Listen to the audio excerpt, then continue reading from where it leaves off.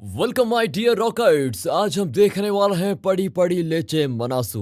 Movie की शुरुआत में सूर्य नाम का लड़का नेपाल जा रहा होता है। वो रास्ते में अपने बारे में एक स्मॉल इंट्रोडक्शन देते हुए कहता है, मैं वैशाली के साथ यहीं पर पहली बार मिला था। मेरे अंदर एक साल से आग जलती आ रही है और मैं हर चीज बर्दाश्त कर सकता हूँ, लेकिन अगर वैशाली वापस नहीं आई तो मैं जी नहीं पाऊंगा। मेरी जिंदगी का सिर्फ एक ही मकसद है और वह है वैशाली। दोस्तों, अब आप इससे समझ सकते हैं कि सूर्य वैशाली से कितना प्यार करता है। वैसे क्या कभी आपने किसी से इतना प्यार किया है? खैर, अब सूर्य वैशाली से इतना प्यार करता था तो वो एक साल के लिए उससे अलग कैसे हो गया? अगर आप भी इस सवाल का जवाब जानना चाहते हो तो अपनी कुर्सी की पेटी बांध लीजिए, क्योंकि आगे कहानी में बहुत मजा आने वाला है। अब सूर्य तो नेपाल पहुंच गया था, जहां वो वैशाली के बारे में ही सोच रहा था, लेकिन तभी उसका बैग लेकर कुछ 3-4 चोर भागने लगते हैं। सूर्य उनका पीछा करते करते एक चोर को पत्थर मारता है, लेकिन वो गलती से पुलिस की गाड़ी में लग जाता है। अब पुलिस को कोई पत्थर मारेगा तो वो कैसे छोड़ सकती है? वैसे ही सूर्य को भी पुलिस पकड़ लेती है। सूर्य पुलिस को काफी मनाता है कि सर मुझे छोड़ दो, गलती से हो गया, एक बार मुझे मेरी फ्रेंड वैशाली से मिलने दो, उसके बाद चाहे मुझे फांसी क्यों ना चढ़ा दो।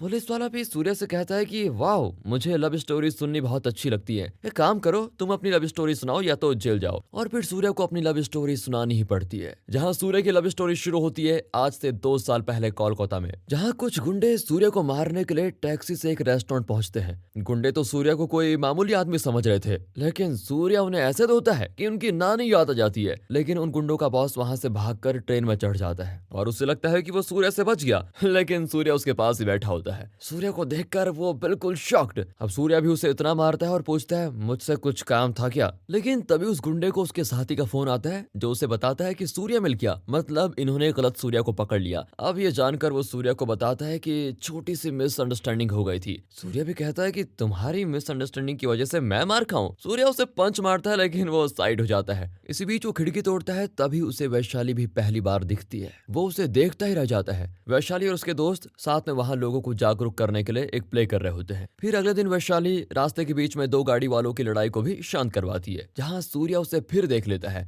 धीरे धीरे सूर्य के मन में वैशाली के लिए प्यार पनपने लगता है। इसके बाद हम वैशाली के फादर को देखते हैं, जहाँ वैशाली उनसे पूछती है कि आपने कल कितनी शराब पी थी, बताओ जरा। वैशाली के फादर कहते हैं कि मैंने तो सिर्फ एक ही ग्लास पिया है, जिस पर वैशाली कहती है कि आप मजिस्ट्रेट हैं, आपको झूठ बोलना शोभा नहीं देता। फिर वो बताता है कि हाँ, 3 गिलास पिए थे और प्लीज अपनी माँ को मत बताना। खैर, वहीं अपनी फीलिंग्स को सूर्य अपने दोस्तों के साथ भी शेयर करता है, लेकिन उसके दोस्त उसे कहते हैं कि वो लड़की कभी तुमसे प्यार नहीं कर सकती। लेकिन सूर्य के दिमाग में एक प्लान आता है। वो अपने दोस्तों के साथ वैशाली के पास पहुंच जाता है, जहाँ सूर्य आगे आगे तो उसके दोस्त पीछे पीछे भाग रहे होते हैं। वैशाली भी सूर्य की आवाज को सुन लेती है, जो हेल्प मांग रहा होता है, लेकिन वैशाली उससे डर जाती है और वो वहां से भागने भी लगती है। लेकिन एक पॉइंट पर वो रुक जाती है और सूर्य और उसके दोस्तों को वहां से जाने का आंख बंद करके वेट करने लगती है, लेकिन सूर्य उसके पीछे ही खड़ा है। वो बहुत ही खुश होता है। अब वो आगे आकर अचानक से वैशाली के मुंह पर अपना हाथ रखकर कहता है कि चिल्लाओ मत, मैं अपना हाथ हटा लेता हूँ, लेकिन कुछ लोग मेरा पीछा कर रहे हैं, प्लीज मुझे बचा लो। अब जैसे ही सूर्य अपना हाथ हटाता है तो वो जानबूझकर उसे कहता है कि अरे तुम, जिस पर वैशाली चीखने लगती है और सूर्य फिर से अपना हाथ उसके मुंह में रख देता है। इसी बीच सूर्य के दोस्त भी वहां पर पहुंच जाते हैं, जो इनसे पूछते हैं कि तुमने किसी आदमी को यहाँ से भागते हुए देखा है? वैशाली उन्हें इशारा करती है कि वो वहां पर गया है। अब सूर्य के पीछे भाग रहे उसके दोस्तों को वहां रहने वाले लोग पकड़ लेते हैं। वहीं सूर्य का प्लान सक्सेसफुल हो जाता है और वो वैशाली से कहता है कि मैं तुम्हारा पीछा पिछले 2 सालों से कर रहा हूँ और अब तो तुम्हारे लिए कोई मेरा पीछा भी कर रहा है। वैशाली भी कहती है कि मेरा पीछा करने वाले का कोई और पीछा कैसे कर सकता है? अब सूर्य भी उसे इम्प्रेस करने के लिए कहता है कि तुम्हारे इतने चाहने वाले जो हैं उन्हीं में से कोई एक होगा। खैर, इस कॉन्वर्सेशन के बाद सूर्य बड़ा खुश होकर अपने दोस्तों के पास पहुंच जाता है, जहाँ उसके दोस्त फिर उसे चिढ़ाते हैं कि वो तो तुझे घास तक नहीं डालती है, तो प्यार कैसे कर सकती है तेरे साथ। इस पर सूर्य भी कहता है कि देखना,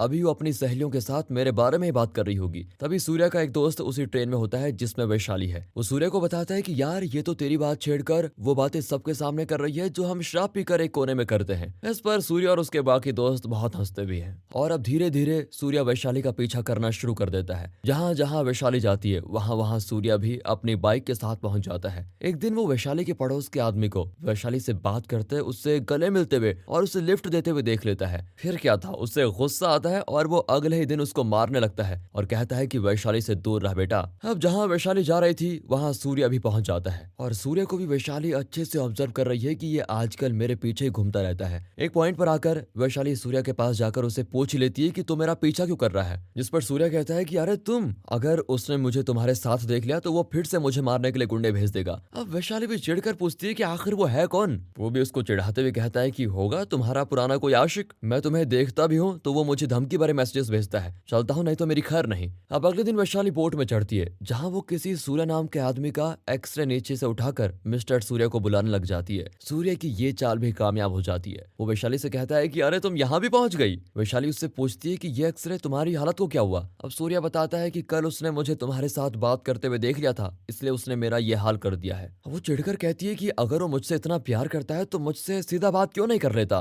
सूर्य भी कहता है कि शायद वो डरता होगा कि तुम उसे एक्सेप्ट नहीं करोगी। इसके बाद सीन वैशाली के फादर प्रकाश पर शिफ्ट होता है, जिन्हें धनराज एक धमकी भरा लेटर भेजता है और फिर वो उसे पुलिस से गिरफ्तार भी करवा देते हैं। अब धनराज भी अपने आदमियों को उसे खत्म करने के लिए भेज देता है। जहां प्रकाश विसर्जन के लिए घाट पर तैयारियां कर रहा होता है और वहीं वैशाली भी होती है, लेकिन तभी धनराज के आदमी वहां पर पहुंच जाते हैं। अब जहां वैशाली होगी वहां सूर्या कैसे नहीं होगा। सूर्य भी प्रकाश के पास आकर उनसे बात करता है कि आप ही ने धनराज को अंदर करवाया है, बहुत अच्छा काम किया आपने। अब सूर्य यहाँ ये नहीं जानता था कि वो वैशाली के फादर है। वो उनसे चाय के लिए पूछता है और फिर वो वहां से जाने भी लगते हैं। लेकिन इसी बीच एक आदमी सूर्या का शोल्डर पकड़ लेता है और सूर्या भी इस बात पर उस आदमी का शोल्डर तोड़ देता है। फिर सूर्या और उन आदमियों के बीच खतरनाक लड़ाई शुरू हो जाती है। लड़ाई के बीच सूर्या वैशाली को वहां देख लेता है और सोचता है कि अगर मुझे इसने यहाँ मारते हुए देख लिया तो जो मैं मार खाने का नाटक कर रहा था वो इमेज खराब हो जाएगी। इसलिए सूर्य वहां से तुरंत भागने लगता है, लेकिन ज्यादा भीड़ होने की वजह से वो वहीं वापस पहुंच जाता है। अब वैशाली भी उन आदमियों को मार खाता हुआ देखती है, लेकिन सूर्या को नहीं देख पाती। बाद में जब प्रकाश सूर्या के पास आकर उसे थैंक यू कहता है तो वो ये भी कहते हैं कि तुम्हारे पिता को जरूर तुम पर गर्व होगा बेटा, जिस पर सूर्या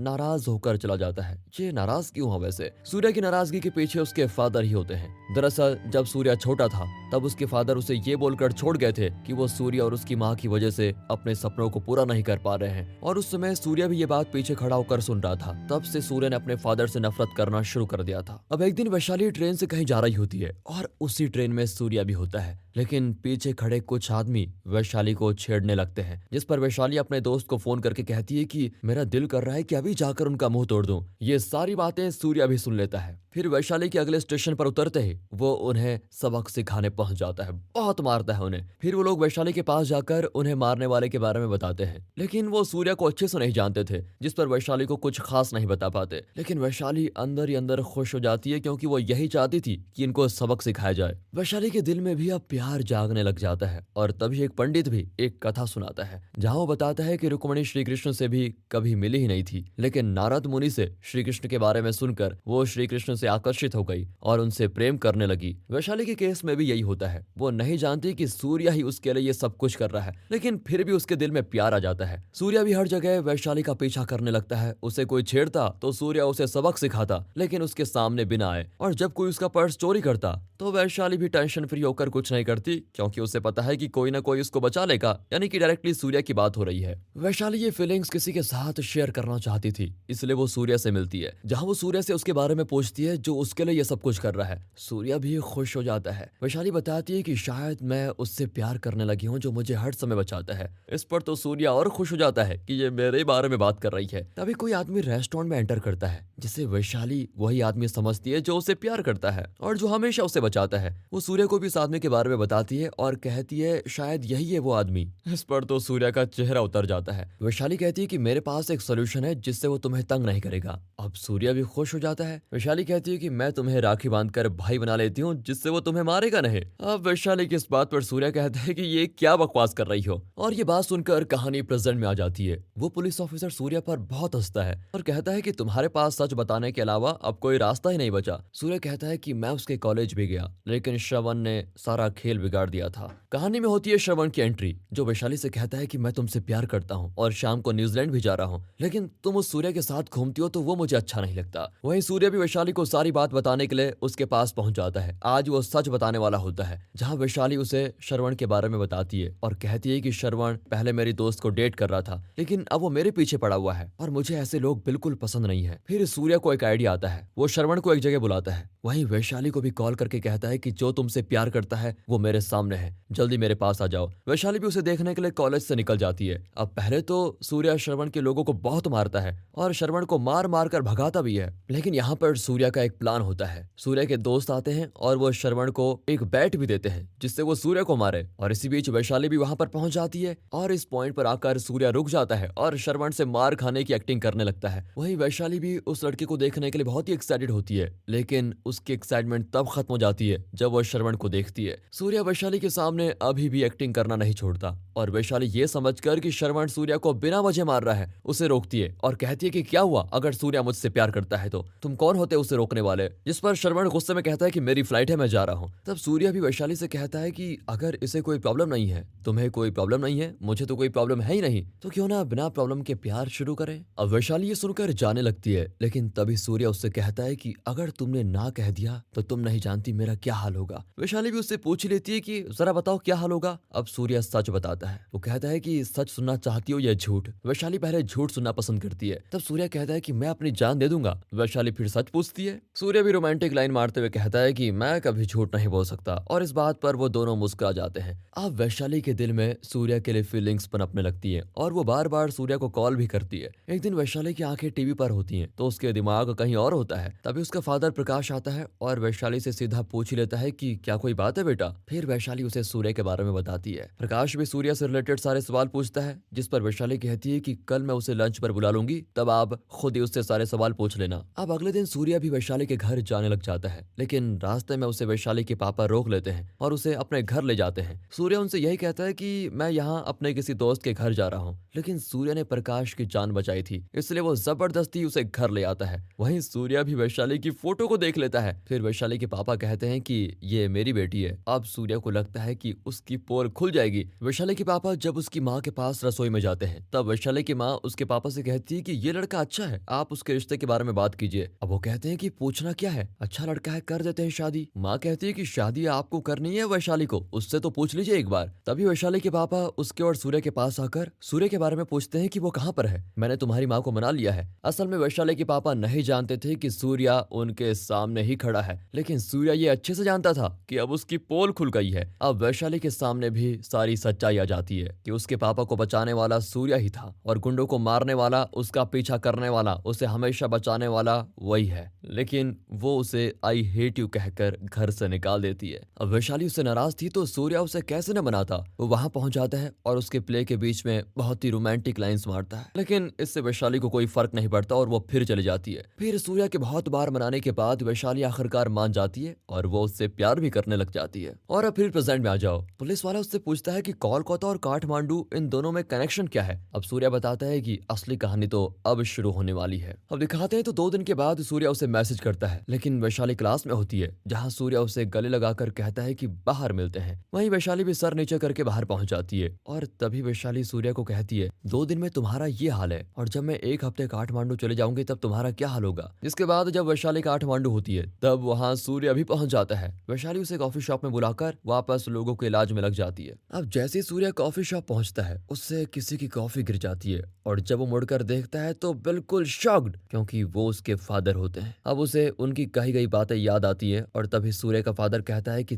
तमीज नहीं है, कॉफी गिरा दी, सॉरी भी नहीं बोला। सूर्य को भी गुस्सा आता है। वो सीधे अपने फादर का कॉलर पकड़कर कहता है कि हाँ नहीं है तमीज, मुझे किसी ने सिखाई होती तब होती ना। इसी बीच वैशाली भी वहां पर पहुंच जाती है और सूर्य को शांत करती है। अब सूर्य के फादर एक बहुत ही बड़े स्टार बन गए हैं, जिन्हें वैशाली पहचान लेती है और सूर्य के किए पर माफी भी मांगती है। तभी बाहर एक जोड़ा शादी कर रहा होता है, जिसको देखकर वैशाली कहती है चलो हम भी शादी कर लेते हैं। लेकिन सूर्य शादी की बात को सुनकर ही गुस्सा हो जाता है। वो कहता है कि शादी के बाद प्यार के अलावा सब कुछ होता है। मेरे बाप ने भी अपने करियर के लिए मेरी माँ को छोड़ दिया। शादी वही करते हैं जिन्हें डर हो कि वो फ्यूचर में अलग हो जाएंगे। तुम एक बात बताओ, तुम्हें खुद पर विश्वास है कि तुम शादी के बाद अलग नहीं होंगी। जिस पर वैशाली भी कहती है कि तुम फ्यूचर का सोच कर डर रहे हो, जो पता नहीं होगा भी या नहीं। मैं तुम्हें समझ नहीं पा रही हूँ। ऐसा करते हैं कि 1 साल के लिए अलग हो जाते हैं। मैं अगले महीने बाहर पढ़ने के लिए जा रही हूँ, फिर हम दोनों अलग देश में होंगे और 1 साल बाद हम यहीं पर मिलेंगे। अगर तुम्हें थोड़ा भी ऐसा लगे कि तुम मेरे बिना पूरी जिंदगी नहीं जी सकते तो 1 साल के बाद यहाँ आ जाना। मैं तुम्हारा 1 साल बाद यहीं पर वेट करूंगी। कहानी फिर से प्रेजेंट में शिफ्ट होती है, जहाँ सूर्या पुलिस वाले को बताता है कि 1 साल और 800 किलोमीटर का सफर तय करके मुझे एहसास हुआ है कि मैं वैशाली के बगैर पूरी जिंदगी नहीं जी सकता। पुलिस वाला कहता है कि वो यहाँ बिल्कुल नहीं आएगी। ऐसा हो ही नहीं सकता। सूर्य कहता है कि अगर वो नहीं आएगी तो मैं पहाड़ से कूदकर अपनी जान दे दूंगा, लेकिन उससे पहले मैं उसे नहीं छोड़ूंगा जो ये कहेगा कि वो मेरी नहीं हो सकती। और इसी बीच वहां पर भूकंप आ जाता है। पूरा पुलिस स्टेशन तहस नहस हो जाता है। सूर्य कैसे भी करके पुलिस वाले को बचाकर बोलता है, सर प्लीज ये कह दीजिए कि वो यहाँ नहीं आई होगी। पुलिस वाला भी कहता है कि मेरे हिसाब से वो यहाँ आई नहीं होगी, उसे यहाँ आना ही नहीं चाहिए। फिर सूर्य भी पुलिस वाले को गले लगाकर वहां से निकल जाता है। उसने ये सब कुछ अपने दिल की तसल्ली को देने के लिए कहा होता है, क्योंकि अगर वो यहाँ पर होगी तो भूकंप में कहीं मर भी सकती है। लेकिन तभी सीन शिफ्ट होता है एक टूटी हुई बिल्डिंग के ऊपर, जहाँ पर एक पेंटिंग है और उसके पीछे की कहानी को हमें दिखाया जाता है। जहाँ एक पेंटर उस पेंटिंग को बना रहा था और पेंटिंग में जो लड़की थी वो वैशाली ही थी। वो एक रेस्टोरेंट में होती है, लेकिन तभी भूकंप आ जाता है। इसी बीच वो एक बच्चे की जान भी बचाती है। अब जब भूकंप थमता है तो वो सूर्य के बारे में सोचने लग जाती है कि कहीं उसे कुछ हुआ तो नहीं होगा। वो उसे ढूंढने लगती है और वहीं सूर्य भी वैशाली को ढूंढ रहा होता है। वैशाली सूर्य की बाइक के पास से गुजरती है, लेकिन वो उस बाइक को पहचान नहीं पाती। तभी सूर्य पुलिस वाले के पास पहुंचकर वैशाली के घर पर कॉल करता है, जहां उसे पता चलता है कि वैशाली के लिए घर पर रिश्ता आया है। अब सूर्य ये गलत समझ जाता है कि उसने रिश्ते के लिए हाँ भी कर दी है और वो घर पर ही होगी, जिसके बाद सूर्य कॉल कट कर देता है। तभी वो पुलिस वाले को कहता है कि वो यहाँ नहीं आई, लेकिन वो घर पर दूसरे लड़के से शादी कर रही है। अब मैं खुश हूँ या दुखी हूँ। वही वैशाली डॉक्टर्स की कमी को पूरा करने के लिए उनके साथ हेल्प करने लग जाती है, जहाँ वो सूर्य को कॉल करती है और कहती है, सूर्य तुम कहाँ हो? सूर्य भी नाराज और दुखी होकर कहता है कि मैं घर पर हूँ। अब वैशाली भी सोचती है मैं खुश हूँ या दुखी। वहीं वैशाली और सूर्य दोनों के आंखों से आंसू निकलने लग जाते हैं। वैशाली भी कॉल कट कर देती है, क्योंकि वैशाली ने सोचा था कि सूर्य वहाँ मुझसे मिलने के लिए बैठा होगा। तभी सूर्य को एक बच्चे के हाथ में सूरज बना हुआ दिखता है और ये वही बच्चा है जिस बच्चे की जान वैशाली ने बचाई थी। इसको देखकर वो समझ जाता है कि वैशाली काठमांडू में ही है। फिर वो ट्रक में कूदकर वैशाली को ढूंढने के लिए निकल जाता है। सूर्या को वैशाली मिल भी जाती है, लेकिन तकदीर को कुछ और ही मंजूर है। सूर्य उसके पास पहुंचने वाला होता है कि तभी एक अर्थक्वेक आ जाता है और उसमें वैशाली को भी चोट आ जाती है। फिर सूर्य वैशाली की मेडिकल कैंप में तलाश करने लगता है, लेकिन वही पुलिस वाला उसे पता करके बताता है कि वैशाली के फादर उसे कोलकाता वापस लेके चले गए हैं। अब ये सुनकर सूर्य बहुत खुश होता है कि कम से कम वैशाली ठीक तो है। वहीं वैशाली भी ठीक होकर अपने दोस्त से कहती है कि सूर्य को अब मुझे भूल जाना चाहिए और नई शुरुआत करनी चाहिए। सूर्य भी बाइक से कोलकाता वैशाली से मिलने पहुंच जाता है। वैशाली भी अपने दोस्त से कहती है, मैं मरती मरती बची हूँ, इसलिए शायद मुझे दिलासा देने के लिए चला आया है। यहाँ वो यही कहेगा कि मैं काठमांडू आया था, लेकिन मुझे उस पर विश्वास नहीं करना, क्योंकि मैं अब और झूठ बर्दाश्त नहीं कर सकती। वो अपनी दोस्त को कहती है, तुम कोई भी बहाना कर देना। फिर जब वो वैशाली से मिलता है तभी वैशाली उसे पहचानने से मना कर देती है और ट्रेन में चढ़कर वहां से चली जाती है। वहीं वैशाली की दोस्त को समझ नहीं आ रहा होता है कि वो क्या बहाना बनाए, इसलिए वो सूर्य को बताती है कि हादसे के बाद वैशाली की याददाश्त चली गई है और उसे कुछ भी याद नहीं है, ना ही उसे कुछ याद आएगा। जिसे सुनकर सूर्य वहां से चला जाता है। अब वैशाली की दोस्त घर पहुंचकर वैशाली को वहीं पर देखती है। वैशाली कहती है, वो बिना कुछ कह चला गया, मैं उसके लिए पूरा साल सोचती रही और वो काठमांडू आया ही नहीं। तभी सूर्य वहां आकर वैशाली के दोस्त से जो उसने कहा था वो दोबारा पूछता है और ये जाने पर कि वैशाली को कुछ भी याद नहीं आएगा। ये सुनकर सूर्य बड़ा खुश होता है और कहता है कि अब तो मैं उसके दिल में नए सिरे से प्यार जगा सकता हूँ, अब मेरी नई लव स्टोरी की शुरुआत होगी। ये कहकर वो वहां से चला जाता है और वैशाली भी सोच में पड़ जाती है कि कैसा आदमी है। अब अगले दिन सूर्य की एंट्री कार्तिक बनकर होती है, जहां वो पहली वाली टेक्निक को ही चुनता है, जहां वो आगे आगे और उसके दोस्त पीछे पीछे।